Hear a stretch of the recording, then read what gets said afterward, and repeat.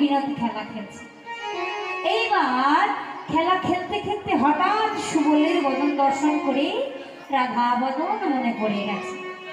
তাই সুবলের কণ্ঠ জড়িয়ে ধরে বলছে, সুবল, আমার আজ রায়ধনীকে মনে পড়ছে। বলে, উপায় কি আছে? বলে, উপায় আছে। তার এই যে খেলাটা খেলছি, খেলাটা কি করতে হবে? শেষ করতে হবে, আর ইস্কাবনকে পরিত্যাগ করতে হবে। তাই প্রাণ গোবিন্দ আমার সকল সখাকে পরিত্যাগ করে চলে যাচ্ছে কোথায়? না যমুনা ভুলে।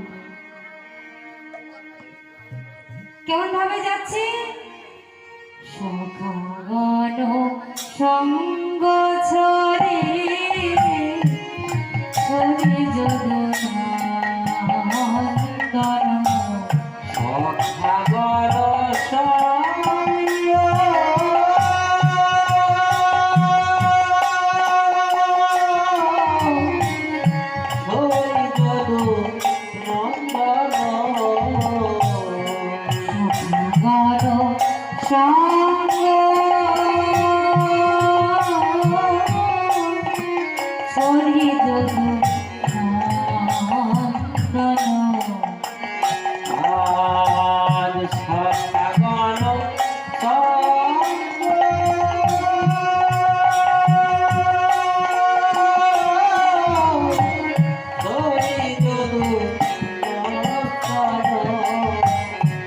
চলো তো হি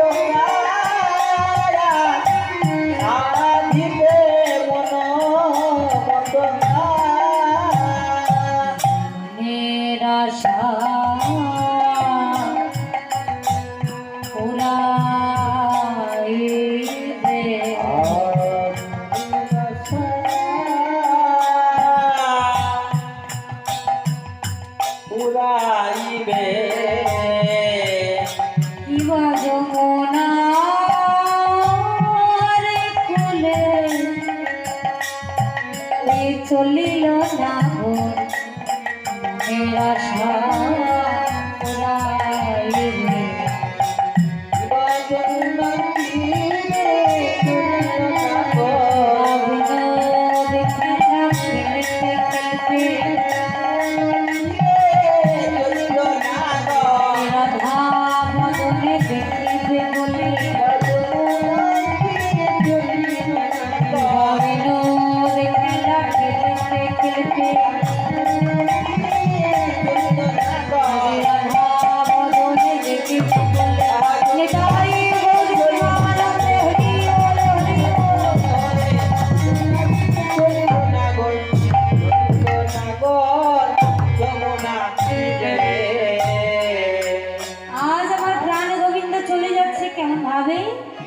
সখাগণ সঙ্গ ছড়ি ছড়ি যদু নন্দন, চলো তোহি নাগর রাজ।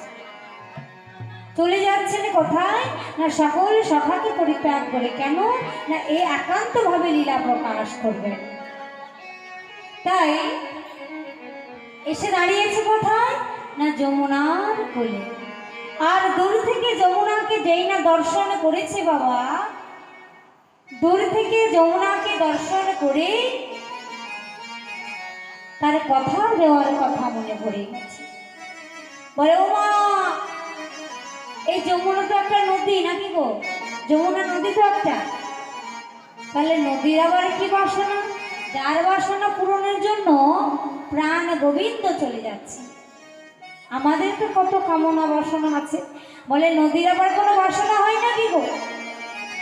বলে হয় হয়, নদীর বাসনা হয়, বাসনা বলে নদীর বাসনা হয়। নিতাই গৌর প্রেমানন্দ হরি বল, হরি বল, হরি বল, হরি হরি বল।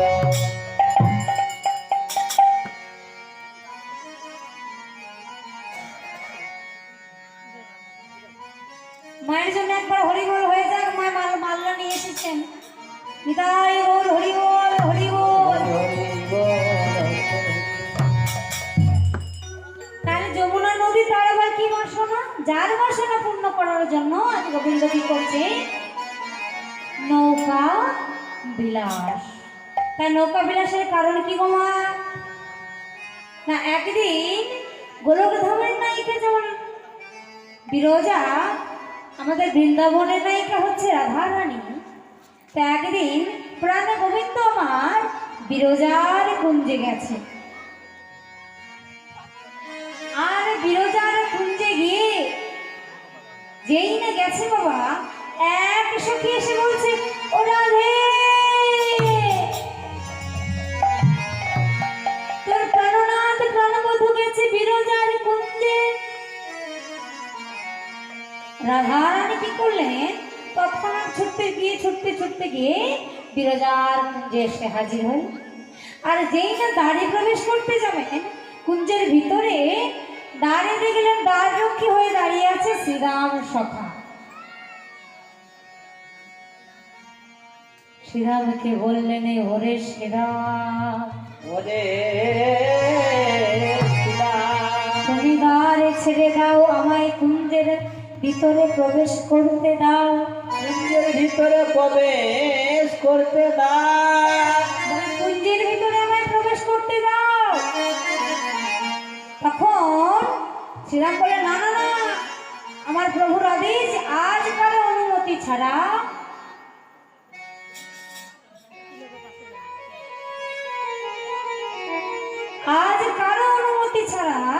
আমি যেন প্রভুর অনুমতি ছাড়া যেন কাউকে কুঞ্জের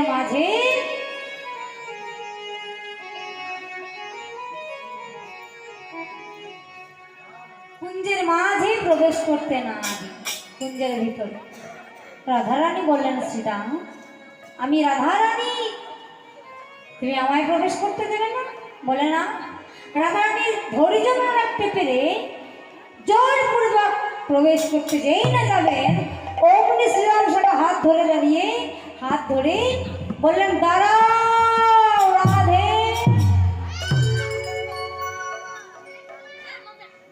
রাধারানী তখন প্রধান্বিত হয়ে বললেন, মূর্খ শ্রীরাম, আমি যাচ্ছি আমার প্রভুর দর্শনে, আর কৃষ্ণ দর্শনে তুই বাধা হয়ে দাঁড়ালি। শ্রীরাম, তোকে দিলাম কঠিন অভিশাপ, আজ যেমন তুই আমার দৈত্যচ্যুত আচরণ করলি, আমার সঙ্গে দুর্ব্যবহার করলি, তদ্রূপ আগত জন্মে তুই ওই দৈত্য কুলে জন্মগ্রহণ করবি। রাধে রাধে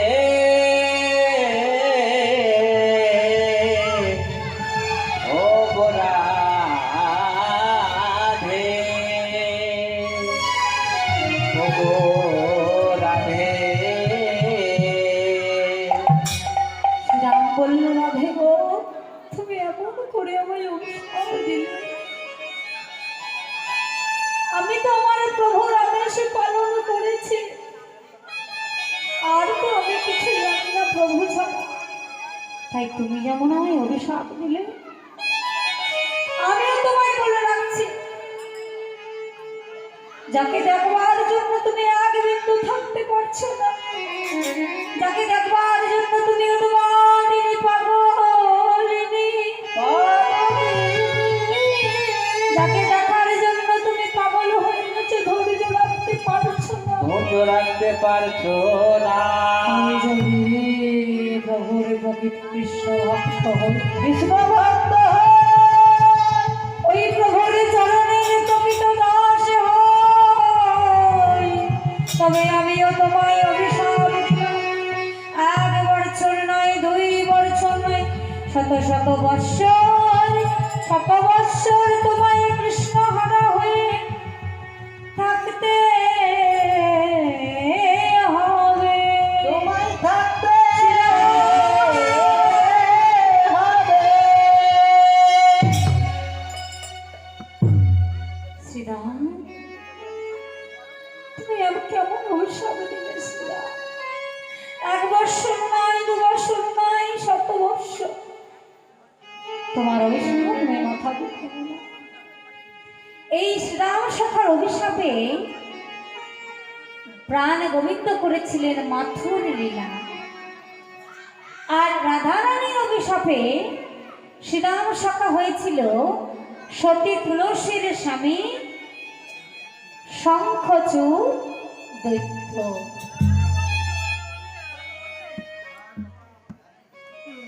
তাহলে এইবার কুঞ্জের মধ্যে যেই না প্রবেশ করেছেন, দেখলেন কেউ কোথাও নেই, জল আর একটা জলের সর্প হয়ে গোবিন্দ সখা দিচ্ছে। রাধারানী ময়ূর পক্ষীর বেশ ধারণ করে কি করলেন, তৎক্ষণাৎ গোবিন্দকে তীরে নিয়ে আসলেন। ওই জন্য প্রাণ গোবিন্দের মস্তকে কি থাকে না, ময়ূর পুচ্ছ। তাহলে যমুনা বিরজা বলেন, প্রভু তাহলে যুগল পাবো কবে? বিরজাকে অভিশাপ দিলেন, রাধারানী, ওরে বিরজা, তোর যখন এতই জল আমার বাসনা, তোর যখন এতই জল হবার বাসনা, তখন আগত জন্মে তুই ওই নদী হয়ে জন্ম নিবি। এই রাধারানীর অভিশাপে বৃন্দাবনের বুকে ওই বিরজা হয়েছিল যমুনা নদী। যমুনা নদী। তাই সেই কথা দেওয়ার কথা, যমুনাকে কথা দিয়েছিলেন প্রাণ গোবিন্দ সেই দিন, যেদিন অষ্টসখী বড়াই মাকে নিয়ে নৌকা বিলাস করব, সেই দিন, সেদিন তুমি বলি, সেদিন তুমি যুগল পাবে, সেদিন তুমি যুগল পাবে। তোমার মনোবাসনা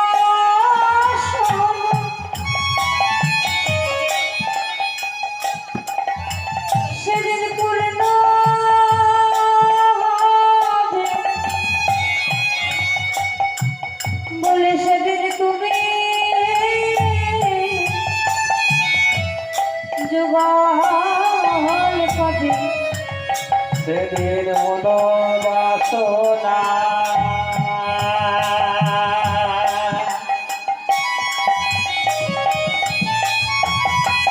পূর্ণ হবে।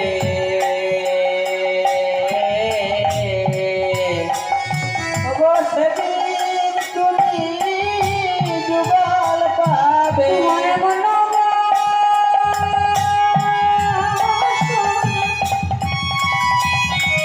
মায়েরা ওই ফোনে হলে ফোনে রাধে পূর্ণ হবে,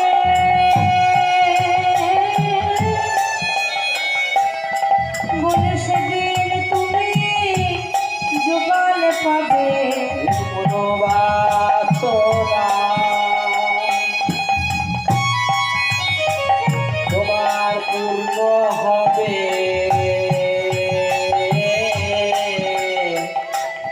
তুমি সেদিন তুমি যুগল পাবে।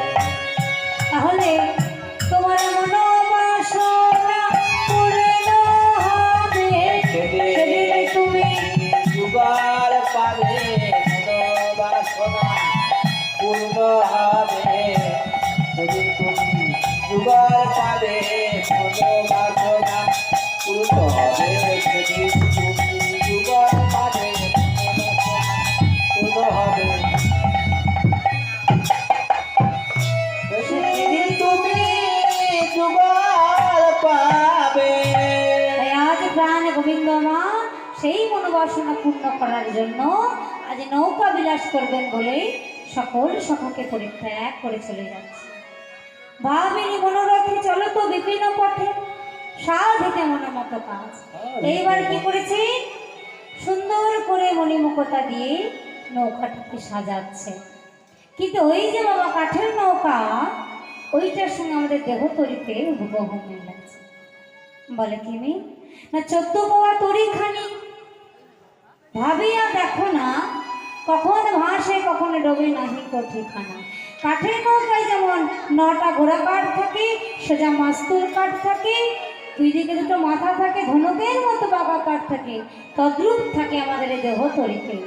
সেগুলো কি না তত্ত্বের ভাষায় সেগুলো হচ্ছে বলি বিবেক বৈরাগ্য দিয়া দুগালই গরি,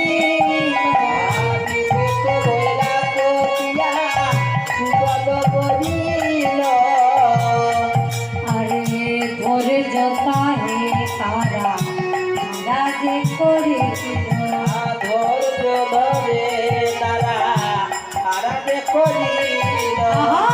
নববিধা ভক্তি দিয়া নয়টি গোড়া দিল, নববিধা ভক্তি দিয়া নয়টি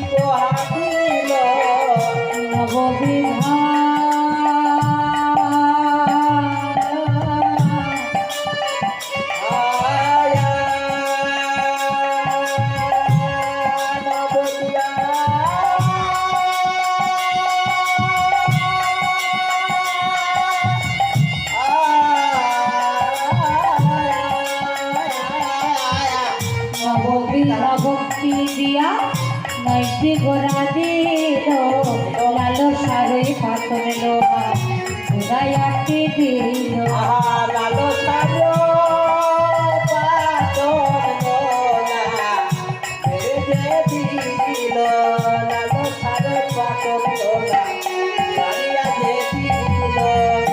এবার একটু বুঝিয়ে দিই, নাহলে মায়েরা আমার বুঝলেন। বিবেক আর বৈরাগ্য, কাঠের নৌকায় দুই দিকে দুটো যেমন মাথা থাকে, কোণ থাকে, এই দহতরিতে হচ্ছে বিবেক, আর একটা কোণ হচ্ছে বৈরাগ্য। বিবেক কি না নিত্য আর অনিষ্ট বস্তুর জ্ঞান, আর বৈরাগ্য কি বিষয়ের প্রতি অনাসক্তি। মানে জানতে হবে, বুঝতে হবে কোন বস্তুটা ক্ষণস্থায়ী, কোন বস্তুটা চিরস্থায়ী, আর কোনটা নিত্য আর কোনটা অনিত্য। আমরা কি করি না ইহ জগতে আমরা সরলীকর বশীভূত হয়ে এই দেহতরিটাকে কামনা বাসনায় জড়িয়ে ফেলি। তাহলে বিবেকে বৈরাগ্য যদি আমাদের ঠিক থাকে বাবা, তাহলে এই দেহতরিটা কোনো মোহে ডুবে যাবে না, আমাদের চরিত্রটা ঠিক থাকবে, চরিত্রটা আমাদের ডুবে যাবে না কোনো মোহে।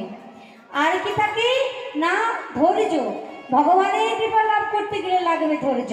আর 9টা যে গোড়া কাঠ থাকে সেগুলো আমাদের দেহ তৈরিতে হচ্ছে কি না নববিধা ভক্তি, শোভনং কীর্তনং অর্চনং বন্দনং কাশ্যং সক্ষং আত্মনিবেদনং পাদ সেবনং বিষ্ণু শরণং। আর সোজা সরল মাস্তুল কাঠ থাকে, এটাই কি বোঝা গেল না ভগবানের কৃপা লাভ করতে হলে আমাদের সোজা আর সরল হতে হবে। আর ওই যে মাস্তুল কাঠের যে পাল থাকে বাবা, ওই পালটা দেখবেন কেউ ধরে থাকে না। তাহলে আমরা যে পর নারীর মোহে পর পুরুষের মোহে আমরা আকৃষ্ট হই, মনকে আমরা আটকাতে পারি না, সংযম করতে পারি না নিজেকে।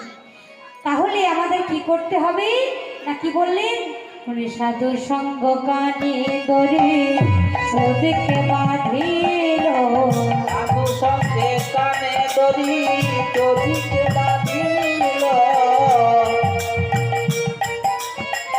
রাধে রাধে রাধে বলে গাইয়া দিল, রাধে রাধে রাধে বলে গাইতে দিল।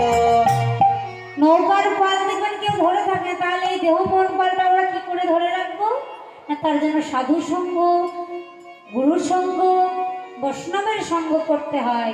সাধুগুরু বৈষ্ণবের সঙ্গে সঙ্গ করলেই একজন খারাপ থেকে ভালো হওয়া যায়। যেমন হয়েছিলেন লক্ষ হীরা উদ্ধার হয়েছিলেন ভক্ত হরিদাসের হাতে।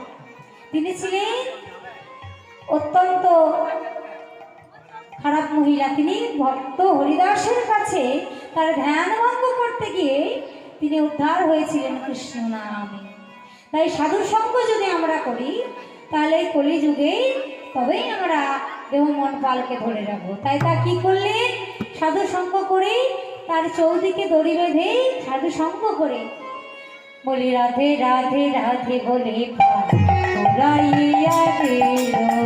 রাধে রাধে রাধে বলে পার উড়াইয়া জয় রাধে জয় রাধে জয় রাধে জয় রাধে জয় রাধে জয় রাধে জয় রাধে জয় রাধে জয় রাধে